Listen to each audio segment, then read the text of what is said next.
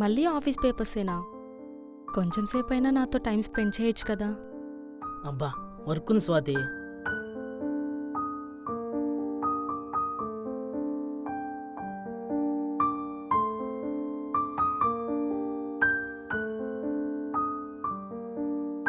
ఇప్పుడు అవసరమా Swathi?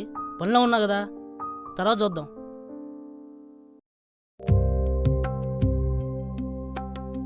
I love you Shekhar. నువ్వు నా లైఫ్లో రావటం నా అదృష్టం. ఛ, ఏం పని ఉండదు.